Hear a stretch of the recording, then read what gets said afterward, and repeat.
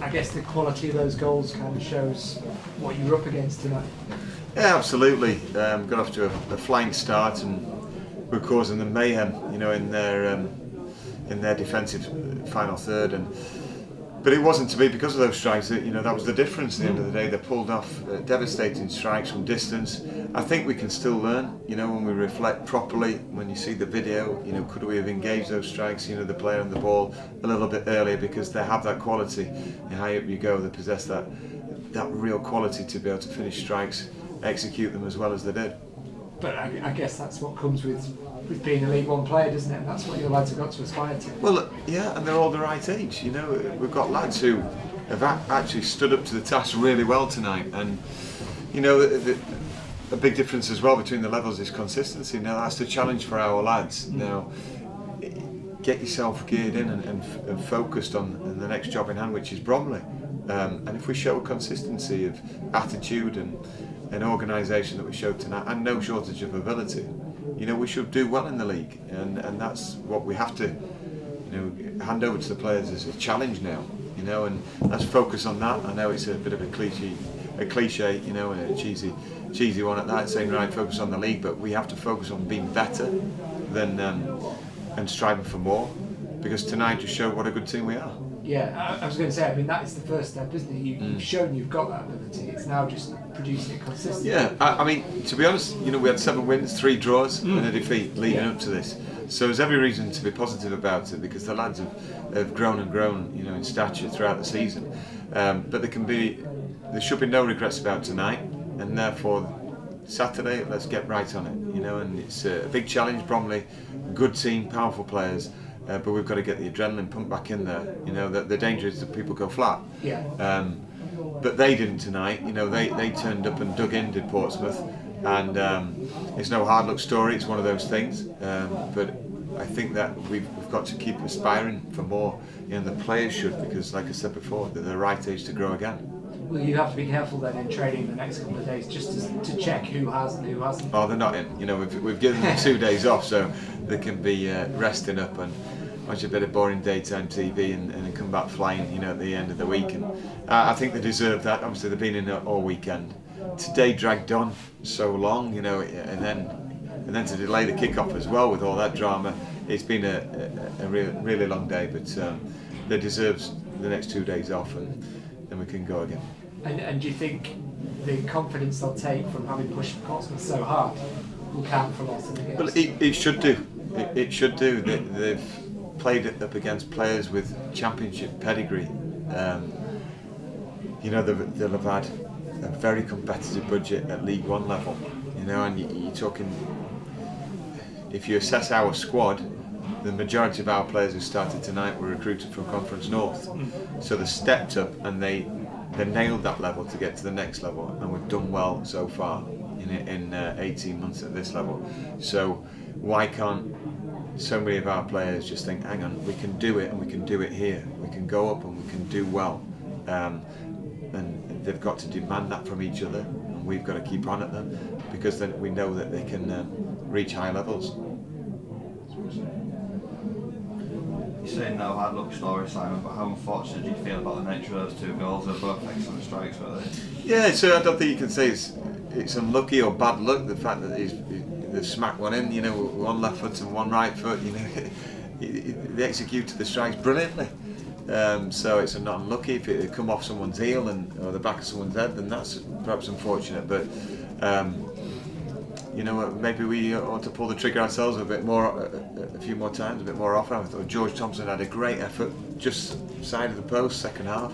If that goes in, that's as good as their efforts, and we're down at Fratton Park. But it's not to be. I think we can learn so much from little spells that they had, but overall, there's very little in it, so we can be proud of them. First half in particular, a number of your players really raised their games and seemed to be flourishing on the big stage. Mark Beck, Josh Falconer, how proud are you of their efforts? Oh, so proud. I thought they were nailed on for looking League One players tonight. So there's no reason why they can't grab each and every game from now to the end of the season at National League and try and drag us over the line in a very competitive league. But I thought others really grew into it as well. Thought we were shifting the ball around nicely at times, especially first half. and we had them on the ropes. It was unfortunate they scored so soon after us because the game didn't really settle then. But credit to the players because every reaction was a positive one, and that's what we set out to do tonight. What did you say at half time? Because you must have felt a little bit kind of unfortunate to be behind on stage. Well, yeah, I just said we're in this game. It's game on. You know, there's nothing to fear other than 25-yard strikes. There's go and learn from it, but you know, get right in the faces again. Let's get up the pitch. That's high intensity style that is done well for us. Is doing well for us against League One opposition. So don't look back with too much disappointment. We're in this game, and we'll be in the game to the final minutes if you apply yourself just the same, and we were. You had a spell of pressure towards the end, but do you think you could have done more, ready to run the kitchen sink at them to try and get back into the game? I thought we should have put more entries into the box in the last 10 minutes than we did. There's sometimes where we're trying to thread through balls where actually we'd thrown big bodies into the box, and we had an opportunity because it was their weakness tonight. You know, they didn't deal with the goal, they didn't deal with the first ball, and the two good centre halves, one went off. Admittedly, but the lad who came on, I thought it was more a case of Mark Beck excelling, but it was you do what's working for you, you know. And when we threw it down their throat, they struggled with the first and second ball, and it asked questions of them, and then we played from there.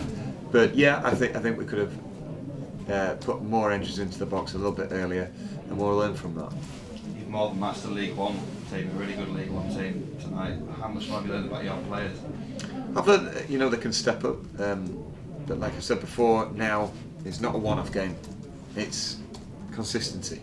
Now we've been consistent over the last 10 games, well 11 out of the last 12 actually, so that gives me great belief that we can go again and keep getting better. Some difficult games coming up, but they all are at this level. But I thought people have to think quicker, make better decisions, quicker decisions the higher up you go, and we did tonight, and some players were really relishing that. But it's going again and demanding it from each other in training the next time we train.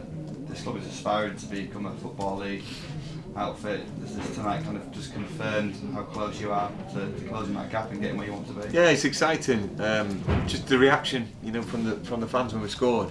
That's what you want, you know. And there were numbers that were jumping around in the big new terrace over there and the Cop, and it was electric. And that's what we've got to visualise, you know, a full stadium that it's packed full, over 3,000 people, and to be able to get in the Football League, we have to aim for that and visualise that and keep working at it on and off the pitch to be able to get the crowd in and to be able to look after the players so that they can come with us. Cheers. Just at the start of the game, Simon, when obviously there were the power issues, how were the lads feeling at that stage? How were you feeling? A little bit dumbfounded by it. You know, it's the first time I've come against that. You know, I just thought, well, there's no dramas unless it's called off. But we're 3 minutes from it being called off at 27. What was it? Just after 25 past 8, it went off again. The referees pulled me in, and the referees room with Kenny Jackett and said, "Look, if it goes off again, I know the guy's in there, but if it's either the same problem exists or it goes off again, or does it come back on, I should say, the game's off." And I'm thinking of the crowd outside. I'm thinking of the credibility, even though people's possession would probably go, well, it's the club's fault. Well, it was a National Grid problem within the area, and it was really trying then. You know, the last few minutes trying. Before that, I thought, well, if I get into a flap and start running around, I haven't got a clue about electrical stuff. So I'm hoping that someone better than me can make better decisions than I could. I just wanted the game on, and so did they. So yeah, we had a common goal to play a game of football.